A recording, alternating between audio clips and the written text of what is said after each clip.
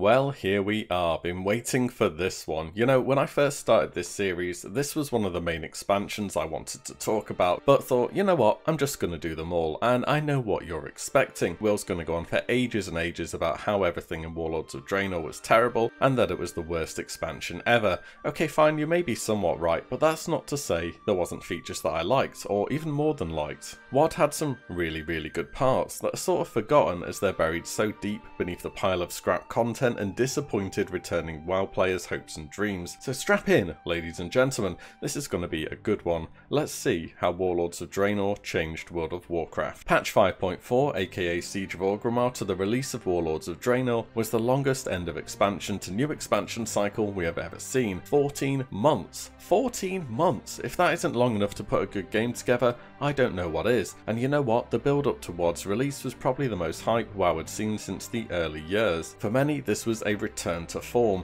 Gone were those soft cuddly pandas and their feelings land. Now we're getting Bodybuilders of Draenor, a real game for real men who like real big orcs. The real hype behind it though was the teams behind the cinematics absolutely smashing the ball out of the park with quality release after quality release. Us getting insights into each warlord and their story, learning about this new savage land, the heavily stylized art direction that fit very nicely to tell those stories, all to be topped off with the actual release cinematic. I think these short stories set such a great scene for this new land. It's just a shame that in the end, well, Blizzard had troubles making true on all of their promises. I really suggest if you have about 30 minutes free at some point, going and watching the Lords of War series again. It's incredibly well done and shouldn't be forgotten just because it's linked with Warlords of Draenor. I put it in a playlist below. WoD had the potential for creativity and innovation that superseded everything that came before it. It was an expansion based around a time-travelling orc at the end of the day. I mean, for real, people thought Pandaria was done because it had pandas. The basis for Warlords of Draenor as an expansion is that we apprehend Garrosh at the end of Siege of Orgrimmar. He then escapes thanks to a bronze dragon, Kairos, time travels to alternate Draenor, saves alternate reality Grommash, convinces them to reject the Demon Blood, unite the Orcish clans, arms them with modern weaponry that he's developed during his leadership of the True Horde, gets a portal going back to modern day Azeroth, and then invades it again with the Iron Horde. I mean, you have to admit, the guy knows how to get stuff done, but how on earth someone thought this stuff up, I've no idea. It sounds like a dodgy fanfic, and I probably just triggered some lore fans saying that. There are actual books on this as well, The Trial of Garrosh Hellscream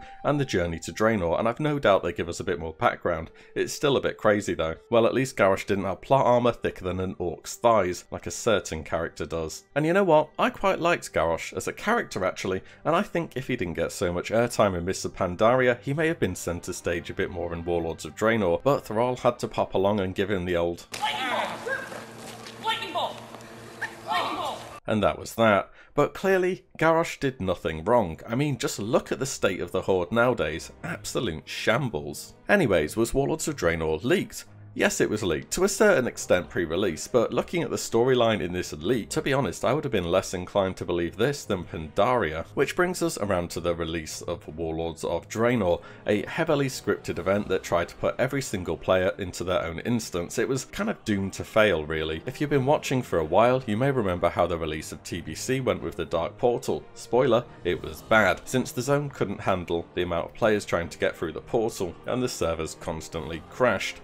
Well, doing the exact same thing and expecting a different result is the definition of insanity after all, and this was no different, except the portal was a bit more red, I guess. Okay, fine, it wasn't entirely Blizzard's fault. They came under DDoS attacks around the time of launch that greatly exacerbated the issues that they faced. Maybe they did have the capability to make launch work like this time around. But moving on, we got through the portal, did our little entry scenario where we were introduced to each warlord in some capacity, and then headed off to Draenor, Horde to Frostfire Ridge, Alliance to Shadowmoon Valley, where we collect some logs and other bits and put together the bare bones of our garrison. This was the second and larger issue with the launch. The garrison was like a fly trap, the players are flies. Once you got in, it was very difficult to get back out again. Between the DDoS, a vast surge of new players, and the issue of trying to accommodate literally hundreds of thousands of players all having their own garrison instance set up on top of the exact same location, made the launch of Warlords of Draenor one that I bet Blizzard are all too keen to forget. They even had to lower server capacity to try and funnel people through garrisons, and the chaotic launch of this expansion. But once you'd broken free from the garrison and you were out in the world questing and heading towards that big level 100, it was good. In fact, it was really good. Initially there was no flying planned on Draenor at all, remember. This would change later, but it meant that it was a continent designed around not having the convenience of flight, something that had not been attempted since vanilla itself. The landmass of Draenor in its whole was a triumph. The aim was to see how Draenor was before the orcs drank the demon blood and invaded Azeroth. It was familiar in places, but different as a whole. Hellfire Peninsula became Tanarn Jungle, Terakar Forest, Talador, and the Spires of Arak. Nagrand was Nagrand, Neverstorm, Farala. Oh wait, never mind. New additions for questing were bonus objectives, go to a zone, do some stuff, get a big XP reward. Cool.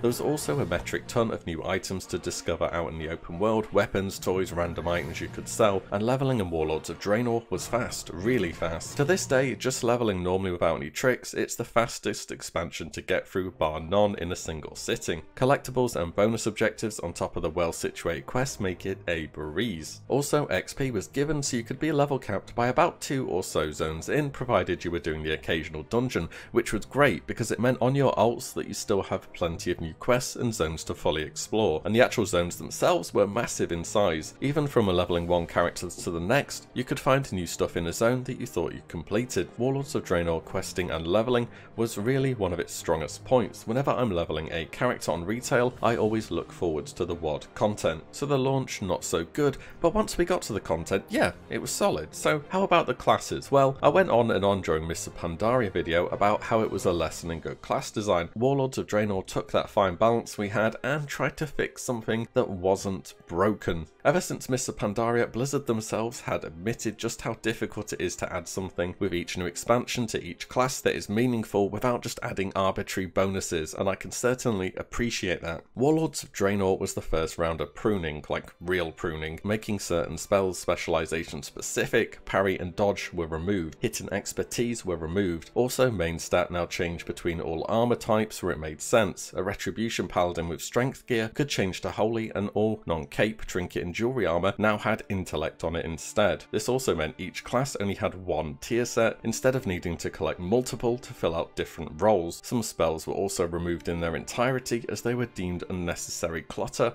on your action bar. Also, we now had random secondary stats to try and spice things up a bit more. Things like speed and leech, which are still about today, and then bonus armor for tanks, which is gone, and multi-strike for DPS, which also was discontinued at the end of WoD. On top of this, you could enchant less pieces of gear, there were less gems, and reforging had gone. Now, I think there are definitely some good and bads in here. The goal with these changes was to make gear simpler, but still matter. For example, having one tier set instead of needing to collect 3 or even 4 for druids was so nice, as it made experimenting with different specializations so much easier. On the other hand, you got gear from raids so fast they quickly became obsolete. New tertiary stats meant you had the potential for something to look forwards to on gear if it upgraded, but the removal of the old stats and customizations meant you could do less with those same items. Removal of spells and making them specialization specific gave each class more defined strengths, but it took away from their overall identity and core gameplay that had existed for years. Do you see what I'm getting at here? Not only was gear vastly changed, we had a stat squish.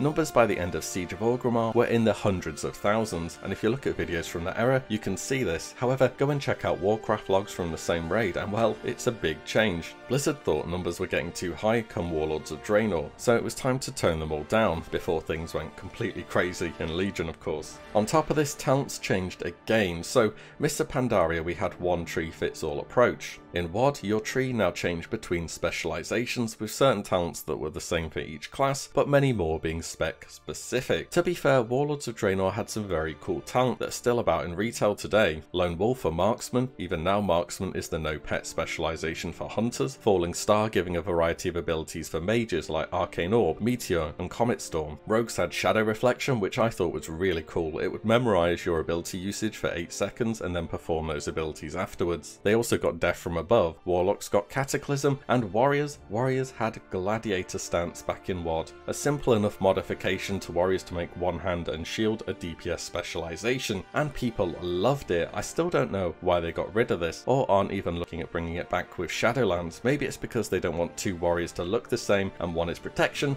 and one is a damage dealer, but still, it could be worked on. Just put a flag on their back or something. It would be great to have this in the game as an option again, even just visually. There was also the perk system, because since Blizzard had taken out so many spells from each class, they couldn't really restrict too much to the new content, as leveling would literally be a handful of spells. That's no good. So as you level past 90, some of your abilities got enhancements or empowerment, whatever you want to call them. The majority were just percentage increases of some form on your main abilities, but some did pretty substantially change how things work, like executes being at or below 35% health, removing cast time from spells, and so on. And this is sort of the going trend with Warlords of Draenor. Now I'm looking at it in a bit more detail. It had good bits and good intentions, it just didn't sort of work out overall, and it's quite a shame to see really, especially with this expansion. Above more or less anything else had so much free license to do something wild and new, and I feel like I barely touched the surface in terms of content that I still want to cover with this expansion. But as per usual, I'll be doing the rest in the second part of this, which should be the following video after this one. So I will see you then as we continue to look at how Warlords of Draenor changed World of Warcraft. If you like what you see, give the video a like and subscribe, as there's plenty more to come. As always, thank you all so much for watching. Take care. Bye.